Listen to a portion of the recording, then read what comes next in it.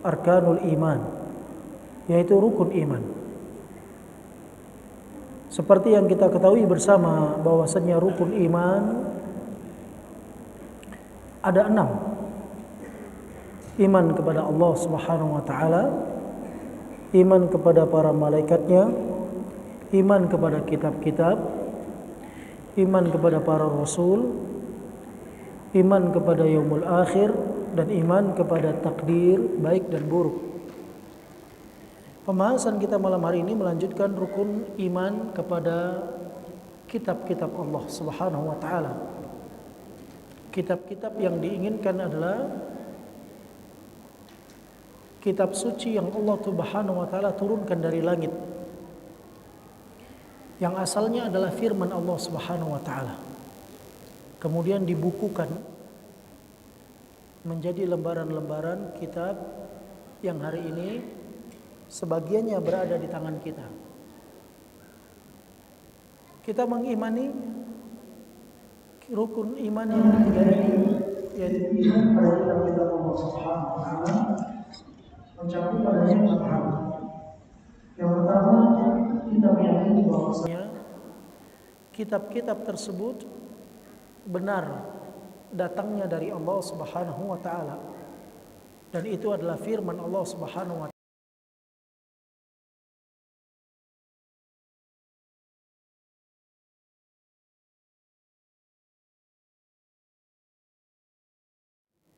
Kemudian yang kedua, kita meyakini dan mengimani ada nama-nama kitab yang Allah sebutkan secara rinci, diberikan kepada Nabi fulan, kitabnya fulan. Ada pula kitab-kitab yang Allah tidak sebutkan namanya, Allah sembunyikan. Sebagian ulama mengatakan kitab yang Allah Subhanahu wa taala turunkan di muka bumi lebih dari ratusan. Namun yang kita ketahui, kitab-kitab tersebut ada Taurat yang Allah berikan kepada Nabi Musa, ada Suhuf yang Allah berikan kepada Nabi Musa, ada Suhuf yang diberikan kepada Nabi Ibrahim, ada Injil yang diberikan kepada Nabi Isa, ada Zabur yang diberikan kepada Nabi Daud, ada Al-Quran yang diberikan kepada Nabi Muhammad SAW. Itu yang kita kenal. Namun di sana ada kitab-kitab yang Allah SWT namanya. Kita mengimani secara keseluruhan, dan kita mengimani kitab-kitab Allah yang Allah berikan kepada Nabi tersebut dan diberitahu kepada secara langsung. Jadi bagian daripada iman kepada kitab-kitab, mengimani kitab-kitab tersebut yang disebutkan namanya, dan mengimani kitab-kitab yang tidak disebutkan namanya oleh Allah Subhanahu wa taala. Kemudian yang ketiga, pembahasan pertama dan kedua kita sudah kaji. Sekarang yang ketiga, di antara hal yang terkait dalam perkara keimanan kita kepada kitab-kitab Allah Subhanahu wa taala, wajib bagi kita mempercayai dan membenarkan segala apa yang dikhabarkan di dalam kitab-kitab tersebut, selama berita tersebut belum dihapus oleh Allah Subhanahu wa taala. Wajib kita mempercayai dan membenarkan kitab-kitab kabar yang dikabarkan oleh Allah dalam kitab-kitab tersebut selama berita itu belum dihapus oleh Allah Subhanahu wa taala. Kita wajib mempercayainya. Baik berita tersebut berita yang masa lalu atau berita yang akan datang, yang Allah Subhanahu wa taala ceritakan dalam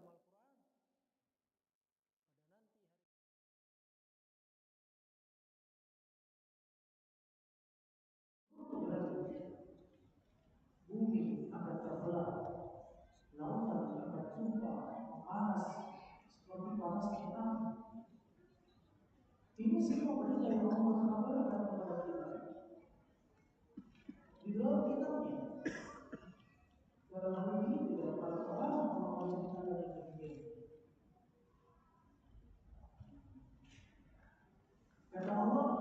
sukuwirat, apabila matahari dihancurkan. Wa idzan nujumu kadarat, apabila bintang-bintang berjatuhan.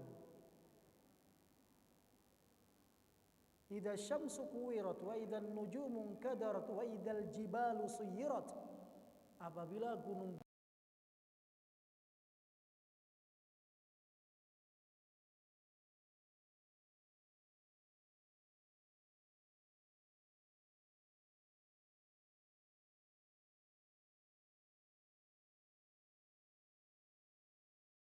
benarkan dan meyakini apapun yang disampaikan dalam berita di dalam kitab tersebut, masuk atau tidak masuk di dalam akal kita, cocok atau tidak dengan rasional kita.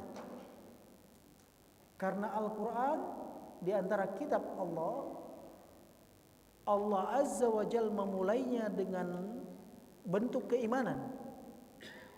Tidak boleh ragu. Ragu sedikit saja dengan Al-Quran, keluar dia dari garis keislamannya, keluar dari keimanannya. Allah mulai dalam Al-Quran, Alif Lam Mim, dzalikal kitab la raiba fi. Alif Lam Mim itu kitab yang dimaksud Al-Quran, tidak ada keraguan padanya. Hudal lil muttaqin, petunjuk bagi orang-orang yang bertakwa. Orang yang bertakwa memiliki ciri, di antara ciri mereka alladzina yu'minuna bil ghaib. Mereka yang percaya dengan perkara yang gaib. Berita yang Allah sampaikan dalam Al-Quran, dalam kitabnya tersebut, itu perkara gaib. Kita gak bisa mengetahuinya. Dan kita tidak mengetahuinya kecuali dengan membenarkan apa yang Allah sampaikan dalam kitab tersebut. Maka siapapun yang berkata aku beriman dengan kitab-kitab Allah, tapi dia tidak membenarkan berita yang Allah kabarkan di dalam kitab tersebut, berarti sejatinya dia tidak beriman dengan kitab Allah. Keimanannya palsu, dusta, karena dia mendustakan kebenaran Al-Quran. Maka sebagian manusia sekarang yang mengatakan itu Al-Quran tidak lagi bisa dan tidak lagi relevan digunakan hukum-hukumnya di masa sekarang. Tidak sama kehidupan kita dengan kehidupan Rasul 14 abad lalu, sehingga masa sekarang gak bisa digunakan. Ini jamaah sekalian adalah bentuk orang tersebut, jika tidak di atas kebodohan, berarti dia mendustakan kebenaran Al-Quran. Sadar atau tidak sadar, dia mendustakan kebenaran, berarti dia menistakan Al-Quran. Jadi kalau dulu ada orang yang berkata, yang mengumumkan dalam ucapannya bahwasanya jangan percaya dengan ayat sekian dalam surat sekian, untuk menjadi seorang pemimpin demikian. Kemudian yang itu dia diberikan ketetapan hukuman, harusnya juga orang sekarang yang mengucapkan ucapan yang sama atau bahkan lebih parah kalau dia hanya satu ayat. Betul? Namun ada orang sekarang bukan satu ayat, satu Al-Quran. Dia katakan tidak relevan, tidak cocok lagi digunakan peraturan dalam Al-Quran di zaman saat ini, zaman sekarang ini. Dan yang demikian jamaah sekalian, secara tak langsung bentuk pendustaan dirinya kepada Al-Quran. Dan Al-Quran satu di antara kitab Allah. Yang keempat, bentuk keimanan kita terhadap kitab-kitab Allah Azza wa Jal, kita meyakini bahwasanya Al-Quran adalah kitab penutup dari seluruh kitab yang ada. Al-Quran menutup dari seluruh kitab yang ada, karena Al-Quran diturunkan kepada Nabi terakhir. Dan kitab Allah tidak diturunkan kecuali kepada para Nabi dan para Rasul sebagai penutup untuk kitab-kitab tersebut dan penjelas dari seluruh hukum-hukum yang ada. Maka kalau kita ingin mengetahui hukum-hukum yang Allah tetapkan dalam Taurat, dalam Injil, dalam Zabur, dalam suhuf Ibrahim, suhuf Musa, semua jemaah sekalian dirangkum dalam Al-Quran. Semua dirangkum dalam Al-Quran.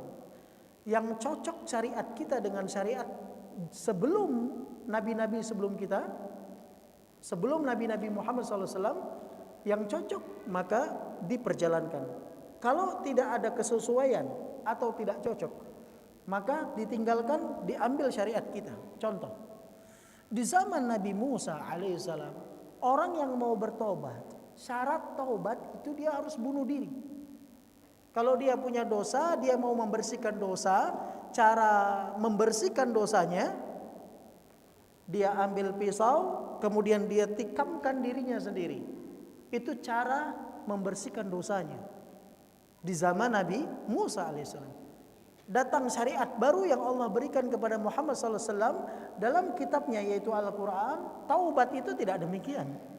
Taubat hanya pengakuan akan dosa, kemudian menyesali, berjanji tidak untuk mengulangi kembali, kemudian dia tinggalkan dosa-dosa. Cukup. Karena syariat yang ini terjadi sedikit perbedaan, maka jemaah sekalian, syariat yang dulu ditinggalkan, didatangkan syariat yang baru untuk memudahkan. Itu di zaman Nabi Musa alaihissalam. Kemudian contoh yang kedua, di zaman Nabi Musa alaihissalam, kalau seorang pakaiannya terkena najis, untuk mensucikannya caranya harus dipotong. Berat bagi mereka, sulit bagi mereka, sulit. Nah, di zaman kita, Nabi SAW tidak demikian. Kalau pakaian kena najis, cukup dicuci. Cukup dicuci. Kalau itu najisnya adalah najis manusia, atau kotoran manusia, atau kemih manusia. Tapi kalau kemih anak kecil, laki-laki yang belum mengkonsumsi apa-apa kecuali asli daripada ibunya, nggak perlu disiram, nggak perlu dicuci. Dia ambil air, dipercikkan, suci, sudah. Allah mudahkan dengan datangnya Islam. Allah mudahkan dengan datangnya kitab yang dinamakan Al-Quran. Semua hukum dalam kitab-kitab tersebut diganti dengan hukum yang baru dalam kitab suci Al-Quran. Ini diantara bentuk keimanan kita kepada kitab-kitab Allah. Wajib mempercayai semua hukum yang ada telah diganti dengan hukum Al-Quran. Apabila hukum tersebut bersesuaian dengan hukum agama kita, agama yang dibawa Muhammad SAW, maka tetap berjalan. Di zaman nabi-nabi sebelumnya itu diajarkan akhlak yang mulia, diajarkan untuk saling tolong menolong dalam kebaikan. Di zaman Nabi SAW juga demikian, gak dihapus. Akhlak yang mulia tidak dihapus, tolong menolong tidak dihapus dalam kebaikan. Termasuk diantaranya tauhid. Semua nabi punya perintah satu, tujuannya mengesahkan Allah Azza wa Jalla. Nah, karena syariatnya sama, maka dipertahankan hingga hari ini. Allah katakan dalam Al-Quran, walaqad ba'atna fi kulli ummatin rasula an ya'budullaha wajtanibut taghut. Dan sungguh Allah telah mengutus pada setiap umat seorang rasul. Perintahnya an ya'budullaha, agar mereka semua beribadah hanya kepada Allah. Wajtanibut taghut, dan agar mereka meninggalkan sesembahan apapun selain daripada Allah Azza wa Jalla. Makanya Nabi SAW pernah menyebutkan, al-anbiya akhun akhillah. Para nabi itu saudara, seperti saudara kembar. Mereka dekat dalam persaudaraan mereka. Kemudian Nabi SAW mengatakan,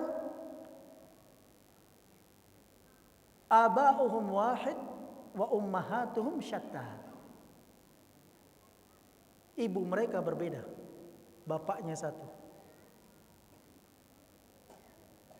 Maksudnya nabi-nabi tersebut itu mereka memang berbeda-beda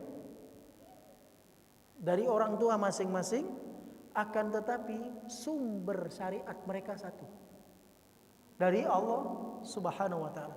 Makanya dakwah semua para nabi dan dakwah semua para rasul mengajak kepada kalimat tauhid, kalimat la ilaha illallah. Maka jemaah sekalian, di antara bentuk keimanan kita kepada kitab Allah Azza wa Jalla, yaitu kita meyakini bahwa seluruh kitab dihapuskan, diangkat oleh Allah Azza wa Jalla. Sekarang ini yang berada di dunia ini, sekarang ini yang asli cuman Al-Quran. Yang lainnya sudah dirubah atau dicampur. Ada sedikit sebagian yang masih ada, sedikit, tapi kebanyakannya sudah dicampur, dirubah, diganti, kecuali satu, kitab Allah Al-Quran. Dan Al-Quran ini pun telah membenarkan, telah mengganti semua hukum yang di dalam kitab-kitab sebelumnya. Maka kita wajib mengamalkan apa yang terkandung di dalam kitab suci Al-Quran. Allah sebutkan dalam surah Al-Maidah, wa anzalna ilaikal kitaba bil haqq, dan sungguh kami telah turunkan kepadamu wahai Muhammad kitab dengan yang benar, dengan benar. Kitab yang diinginkan kepada Nabi adalah kitab Al-Quran. Musaddiqan lima baina yadayhi, membenarkan kitab-kitab sebelum. Kitab-kitab yang sebelumnya yang sudah dirubah, diganti oleh manusia-manusia, diganti oleh manusia, dibenarkan oleh Allah dengan Al-Quran. Karena sudah banyak perubahan. Kemudian Allah katakan wa muhaiminan alaihi, dan Al-Quran sebagai hakim dari semua kitab itu. Sampai Nabi SAW pernah mengatakan, kalau sekiranya Musa hidup di zamanku, Nabi Musa hidup di zamanku, maka niscaya Musa wajib ikut dengan syariatku. Maka nggak boleh jemaah sekalian, siapapun yang sudah mengucapkan kalimat la ilaha illallah atau mendengar Muhammad SAW telah diutus, kemudian dia tidak mengikut hukum syariat Islam, nggak ada yang boleh. Kata Nabi SAW, ma min yahudiyin wala nasraniin wala majusiin, tidak Yahudi, Nasrani, Majusi, sami'u bima bu'ittu bihi, mereka dengar aku sudah diutus, walam yu'min bihi, kemudian tidak beriman dengan keberadaanku, illa kana mata maitatal jahiliyah, kecuali kalau dia mati seperti orang jahiliyah. Dalam riwayat illa kana min ashabin nar, kecuali kalau dia mati dalam keadaan demikian, tidak ikut syariat Muhammad, pasti dia menjadi penghuni neraka. Pasti jemaah. Enggak boleh ragu antum. Siapapun yang hidup di zaman Nabi SAW telah diutus, kemudian dia tidak mengimani dengan apa yang dibawa Muhammad.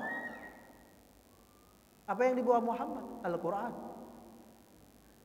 Dan dia tidak beriman dengan Muhammad SAW sebagai seorang nabi sekaligus utusannya, kecuali dia pasti mati masuk neraka. Antum ragu, berarti antum ragu dengan Quran. Dalam surah Al-Bayyinah ayat 6 Allah katakan, innal ladzina kafaru min ahlil kitab wal musyrikin fi nari jahannam.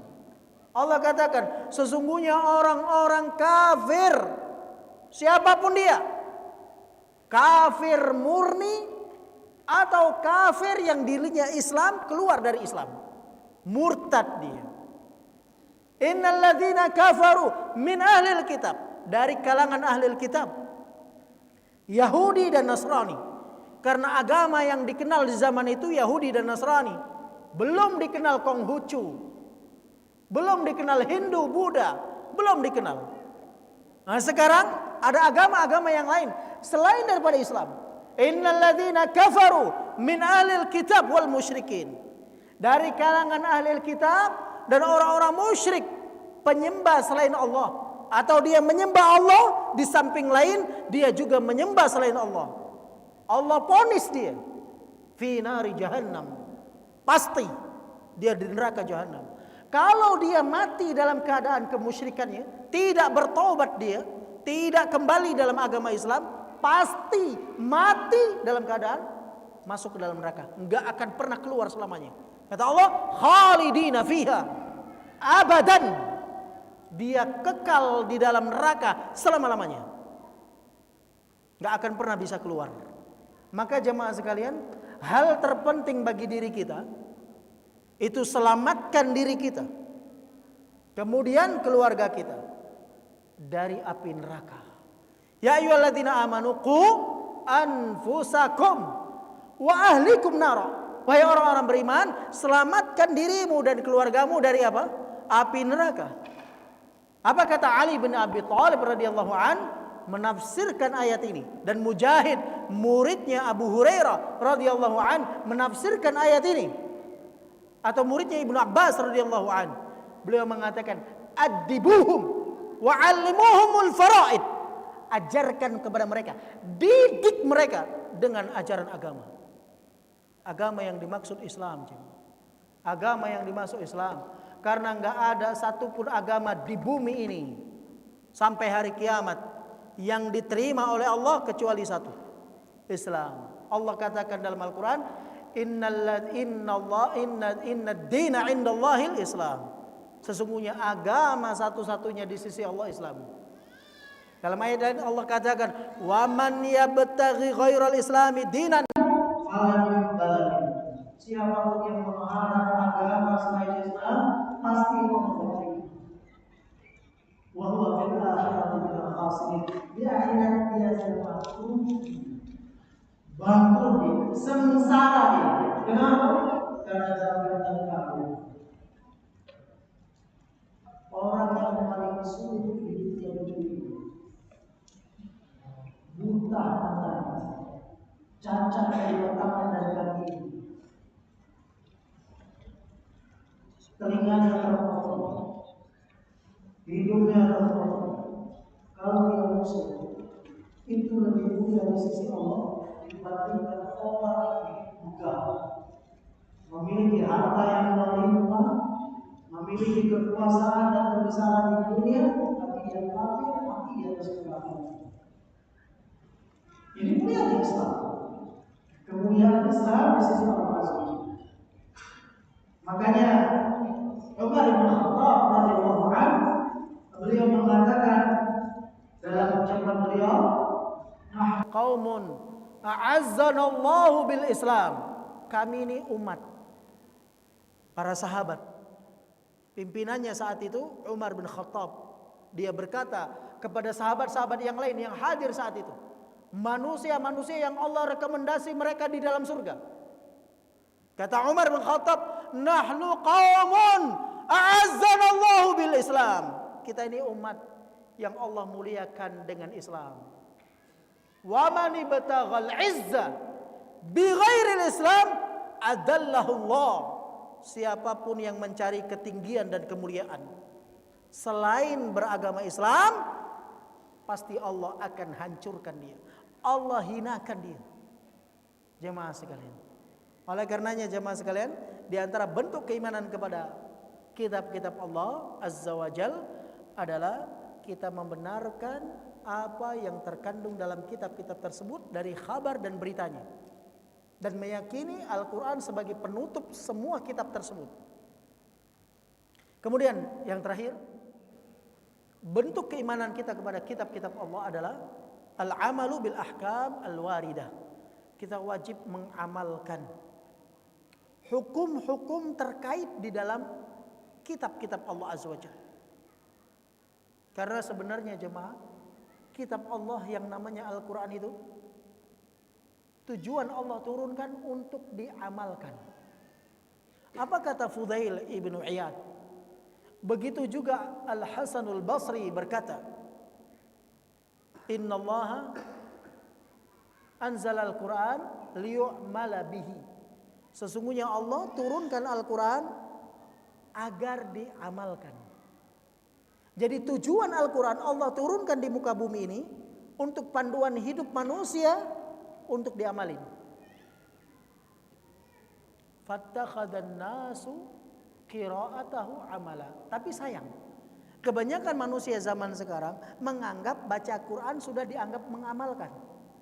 Padahal baca belum dikatakan baca sampai dia mengamalkan apa yang terkandung dalam bacaan itu. Kalau ada seorang datang di satu ruangan, di dalam ruangan tersebut tertulis, ya, dilarang, ya, dilarang merokok.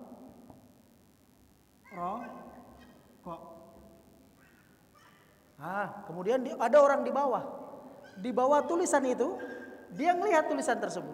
Di bawah tulisan itu orangnya sedang merokok.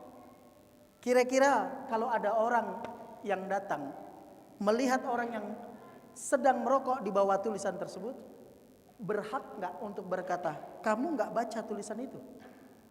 Berhak atau tidak? Kalau dia katakan baca, mana buktinya kamu baca? Kalau memang kamu baca, kamu harus amalkan kandungannya.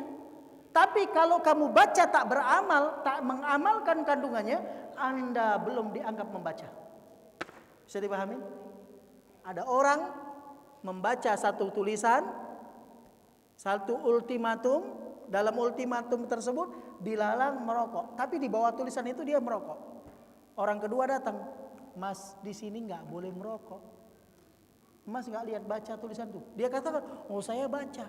Kalau Anda baca, harusnya tidak merokok. Kalau dia masih merokok di tempat yang ada tulisan di sini dilarang merokok, berarti dia dianggap belum membaca. Bisa dipahami? Anda setiap hari baca Quran. Di dalam Al-Quran ada larangan, ada perintah. Larangan dan perintah yang kita baca tersebut, larangan dikerjakan, perintah ditinggalkan, berarti belum dianggap membaca. Bisa dipahami?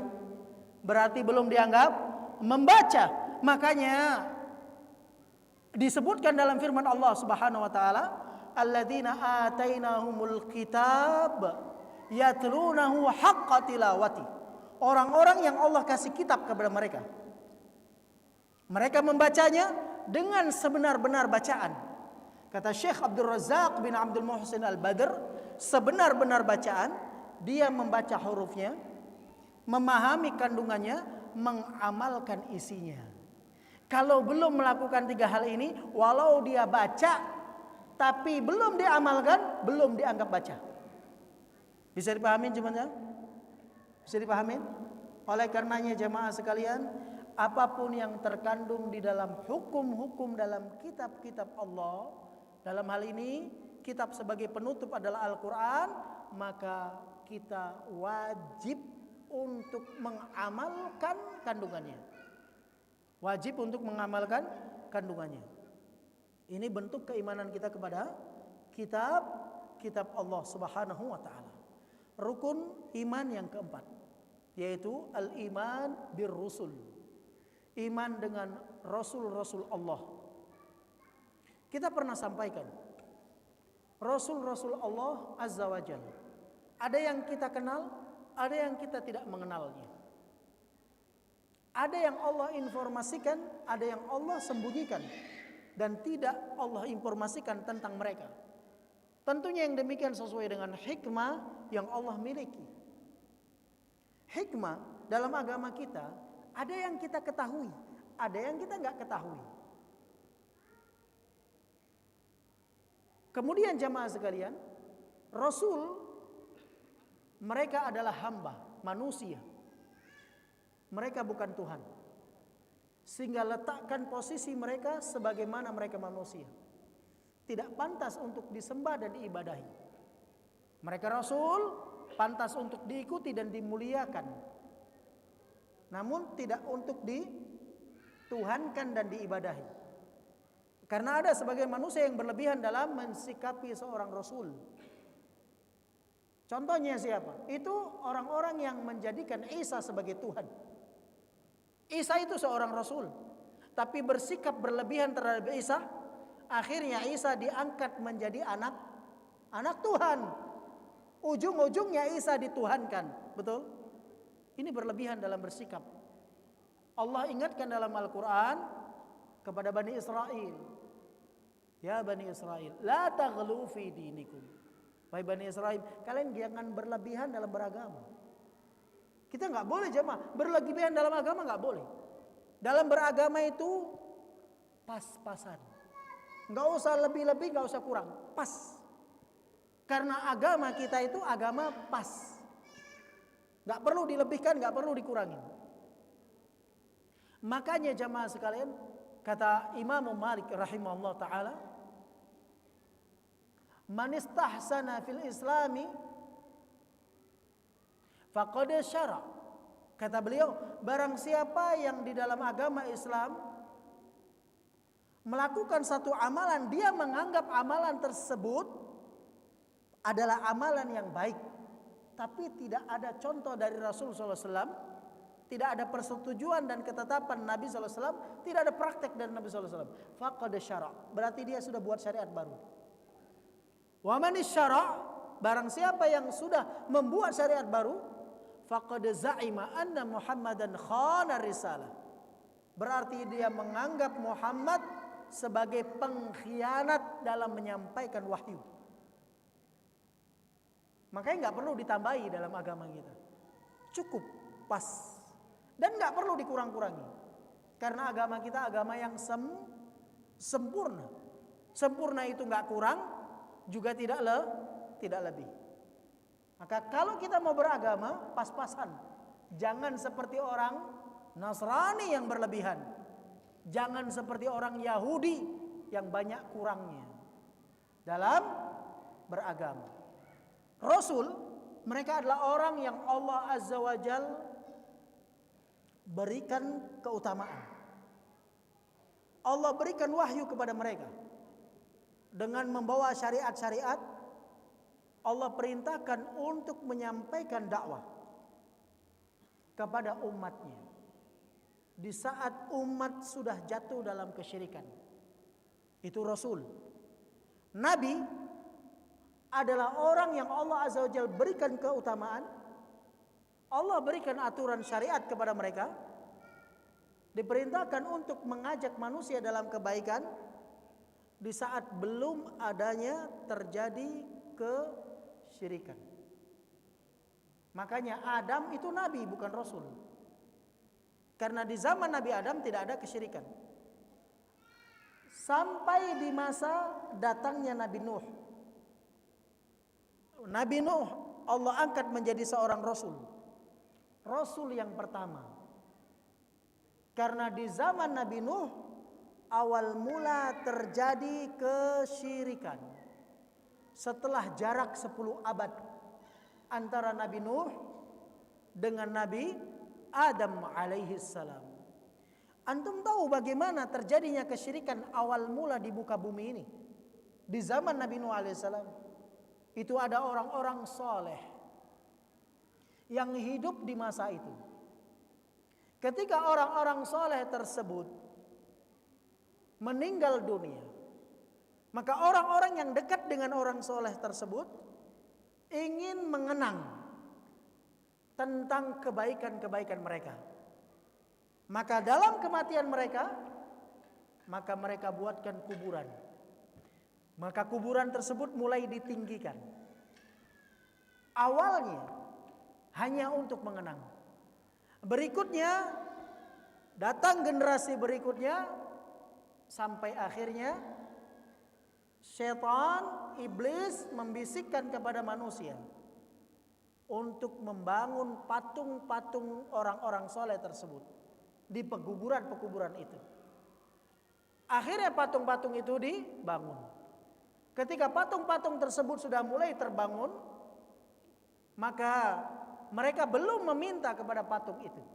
Mereka hanya mengenang, mengingat jasa dan kebaikan yang dilakukan. Generasi berikutnya hilang sampai datang generasi yang baru. Kemudian mereka mulai, ini mungkin patung yang dulu punya jasa kepada nenek moyang kita. Maka di situ mulai mereka memberikan sesajian, memberikan makanan, memberikan sembelihan dan lain sebagainya. Sampai akhirnya mereka beriktikaf, duduk di pekuburan tersebut, berdoa dan meminta kepada patung-patung tersebut. Itu awal mula terjadi kesyirikan di zaman Nabi Nuh alaihissalam. Antum tahu jamaah sekalian, syirik ini dosa yang paling bahaya. Orang kalau bicara syirik itu biasanya dibenci. Jangankan Abu Dihya, Nabi Muhammad bicara tentang kesyirikan dikeluarkan dari Mekah. Siapa yang lebih bersih hatinya dibandingkan Muhammad SAW? Nabi Muhammad ketika beliau berada di negeri Mekah, dari saat beliau lahir sampai beliau berusia 40 tahun, dikatakan orang yang jujur, yang amanah, orang yang baik, berbudi pekerti, orang yang berakhlak mulia, akhlak tinggi. Namun begitu beliau menyampaikan ini tauhid, ini syirik, berubah keadaan. Setelah 13 tahun duduk di Mekah, Nabi Muhammad SAW dikatakan dukun, penyamun, penyihir, orang gila, pemecah belah umat, sampai puncaknya mau dibunuh, diusir dari negerinya. Siapapun yang bicara tentang syirik, bicara tentang tauhid, akan merasakan seperti apa yang pernah dirasa oleh manusia terbaik dan terindah yang pernah menginjakkan kakinya di muka bumi. Nabi terusir dari tanah kelahiran, kepalanya dihargai dengan 100 ekor onta. Demikian yang terjadi di zaman Nabi Nuh alaihissalam. Nabi Nuh dikatakan, "Hai Nuh, kamu orang gila." Seperti itu ucapan mereka kepada Nabi Nuh alaihissalam. Bagaimana bisa berdakwah kalau Nabi Nuh menyampaikan kebaikan, menyampaikan dalam dakwanya, bukan berdakwah dengan ucapan yang kasar, ucapan yang lembut, dipanggil saudaraku, wahai kaumku, wahai umatku. Apa kata mereka? Mereka meletakkan tangan mereka, dibungkus dengan kain, dimasukkan dalam telinga. Gimana mau mendengar? Kemudian akhir ucapannya mereka mengatakan, kamu wahai Nuh, dulu orang kecil di antara kami. Kamu itu mainnya sama hamba-hamba saya kami. Sekarang wahai Nuh, kamu kayaknya sudah mulai gila. Dikatakan gila jemaah. Lihat, antum bayangkan. Nabi Nuh alaihissalam ketika melihat kesyirikan semakin merajalela di masa tersebut, Nabi Nuh angkat tangannya ke langit. Beliau berkata kepada Allah Azza wa Jal, Rabbi inni maghlubun fantasir. Ya Allah, aku mulai dikalahkan oleh mereka ya Allah. Maka berikan pertolonganmu kepadaku ya Allah. Kata Allah, fafatahna minas samai bima'in munhamir. Kami buka langit, kami turunkan air hujan yang begitu deras. Dari bumi Allah buka, Allah keluarkan air yang begitu kencang. Sampai jamaah sekalian, karena akibat kesyirikan bumi tenggelam. Jadi kita ini kalau mau dikata, kita ini generasinya Nabi Adam atau generasinya Nabi Nuh?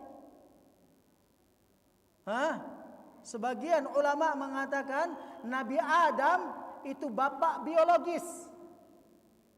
Nabi Nuh alaihissalam generasi kedua yang memperbaiki generasi yang telah hancur dan rusak. Karena dunia tatkala itu tenggelam jemaah sekalian. Enggak ada yang selamat kecuali orang yang berada di atas perahu Nabi Nuh. Makanya para ulama mengatakan orang yang berada di perahu Nabi Nuh, mereka orang-orang yang bertauhid.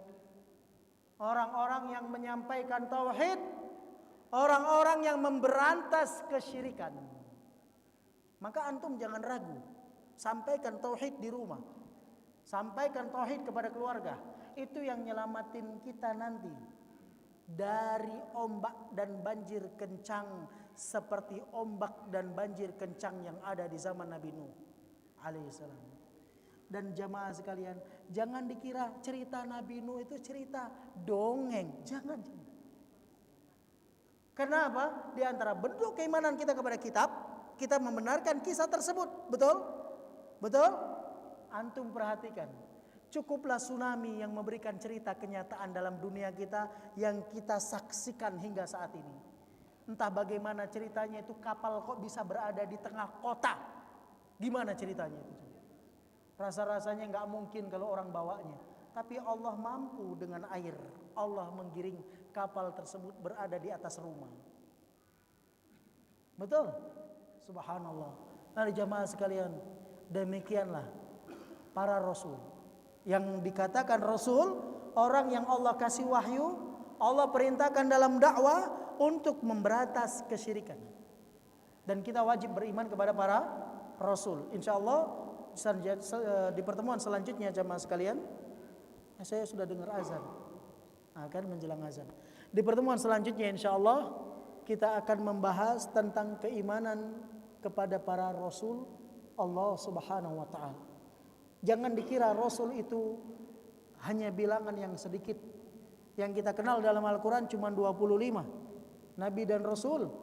Padahal nabi dan rasul yang Nabi SAW sebutkan, nabi jumlahnya 124.000 nabi. Rasul jumlahnya 300 belasan rasul. Yang kita kenal cuma 25. Insyaallah akan kita bahas di pertemuan mendatang. Billahi taufik. Wa sallallahu ala Muhammadin wa ala alihi wa sahbihi wasallam. Subhanakallahumma wa bihamdika asyhadu an la ilaha illa anta astaghfiruka wa atubu ilaik. Assalamualaikum warahmatullahi wabarakatuh.